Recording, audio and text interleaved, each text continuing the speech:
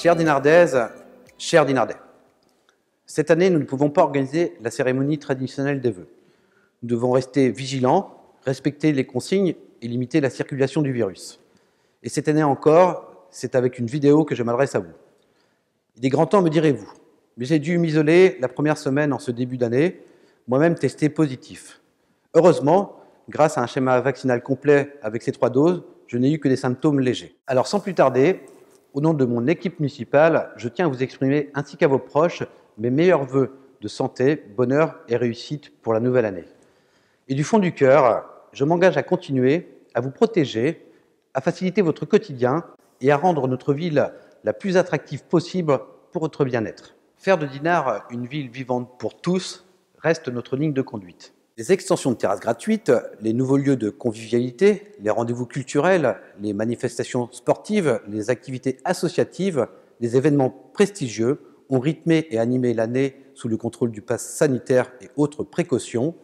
Nous avons battu des records de fréquentation cet été, à la Toussaint et en ces fêtes de fin d'année. Je profite de remercier toutes celles et ceux qui ont œuvré pour que cela soit possible au centre de vaccination ou de dépistage, le personnel de l'hôpital Gardiner, du laboratoire West Biologie, le personnel médical actif ou retraité, les secouristes, les associations, le casino Barrière et bien sûr les services de la ville. Les actions majeures de notre programme ont été lancées en matière d'urbanisme, de travaux de voirie, d'action sociale et de transition.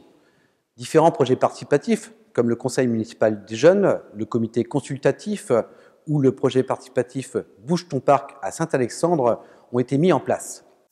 Nous avons été à côté de nos aînés et des personnes en situation de handicap. Nous les avons accompagnés par la mise en place de Handi Dinard, un aménagement spécifique et la mise à disposition d'un matériel gracieux permettant à l'accès aux plages pour tous. Dans un même temps, nous avons mené des chantiers structurants comme les travaux d'assainissement qui contribuent à la préservation de nos eaux de baignade, la rue de Verdun, le boulevard de la Mer, la deuxième partie du boulevard Féard, les chemins de ronde. L'inauguration de la capétinerie a donné un nouvel élan aux activités du port, baptisé désormais Port Alain-Colas, en présence de son frère Jean-François. L'ensemble de ces projets a été réalisable grâce à une gestion rigoureuse. Ceci dans une période où les recettes de la ville ont fortement été impactées par le Covid et sans augmentation de la pression fiscale pour les Dinardais.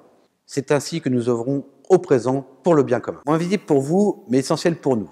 Nous avons fait réaliser un audit organisationnel de la mairie. Un travail profond qui a mis en évidence la nécessité d'un plan de transformation de l'organisation et un nouvel organigramme cohérent avec notre projet de mandat et avec notre doxa financière. Mon objectif reste de développer les capacités d'investissement de la ville de Dinard sur le long terme. Ma priorité est de réparer et embellir Dinard en poursuivant les travaux engagés et en enclenchant les chantiers structurants qui feront suite à l'étude de rénovation urbaine. Celle-ci est en cours, elle vous sera présentée fin février. Rénover une rue, c'est agir directement et concrètement sur notre qualité de vie. C'est aussi contribuer à renforcer l'attractivité globale de notre ville en proposant de beaux espaces publics. Le plan Marshall de la voirie prévoit 2,5 millions d'investissements chaque année. Mais de toute évidence, vous comprendrez que nous ne pouvons pas rénover toutes les rues en même temps. Mais nous nous attacherons à rénover en parallèle un grand axe et des rues annexes.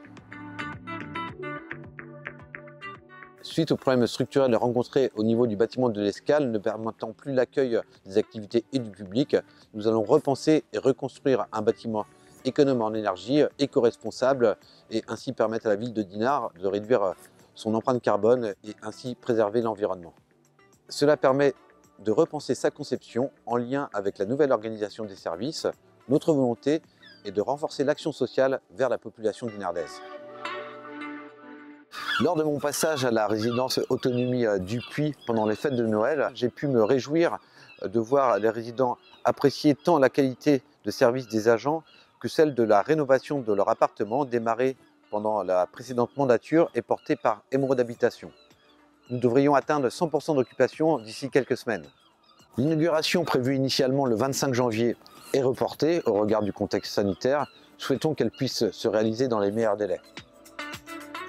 Un stade vue sur mer, peu de villes ont cette chance. Mais il a pris de l'âge et est dans un état de vétusté très avancé. Je souhaite donc amorcer en 2022 sa reconstruction, optimiser son potentiel fabuleux et être à la hauteur du talent du Football Club de Dinard, actuellement premier du championnat, On est donc les champions d'automne et j'en profite pour les féliciter. Le terrain actuel des serres laissera place à la construction d'un programme immobilier lié au bail réel solidaire, permettant l'accès à la propriété pour les jeunes familles. Les serres déménageront ici sur le site du Gulfstream, tout près de la station d'épuration, pourtant dans un décor bucolique. En recyclant un terrain déjà occupé par la ville, nous allons construire les serres municipales et renouer avec la production florale. Chapelles, cultures en pleine terre et pépinières, zones de stockage et compostage, nos futures serres seront exemplaires. Elles utiliseront l'eau de la station d'épuration et seront économes en énergie. Rendez-vous fin 2023. Le Parc des Tourelles, le premier jardin de notre programme, les jardins à retrouver. Actuellement, on libère le jardin de sa croûte de bitume, un travail délicat. Côté sud, le cryptoméria mis en beauté par une taille douce. Côté ouest, un chaos rocheux, un bosquet lumineux et une fontaine. Côté est, une roseraie, un terrain de pétanque et son abri balnéaire. Le projet de restauration des Tourelles prend forme. Rendez-vous fin 2023. Nous voulons faire vivre davantage cette belle villa emblématique de Dinard, la villa des Roches-Brunes, avec 2 actions. Première action, les concerts des Jeudis de Rochebrune.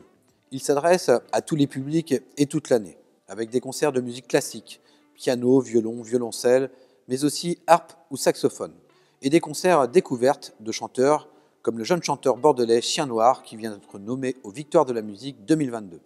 Deuxième action, l'expo photo de l'été. Cette année, le thème est l'empreinte. Empreinte sonore et musicale avec 40 ans d'histoire de rock anglais. La photographe Evelyn Koutas a photographié pendant 40 ans les concerts des Rolling Stones, des Pink Floyd, des Clash ou de Sting.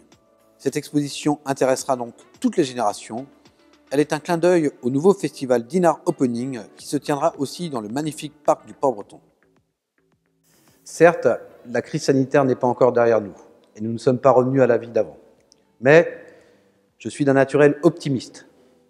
En ce début d'année, c'est cet optimisme que je souhaite partager avec vous tous, Dinardaises et Dinardais.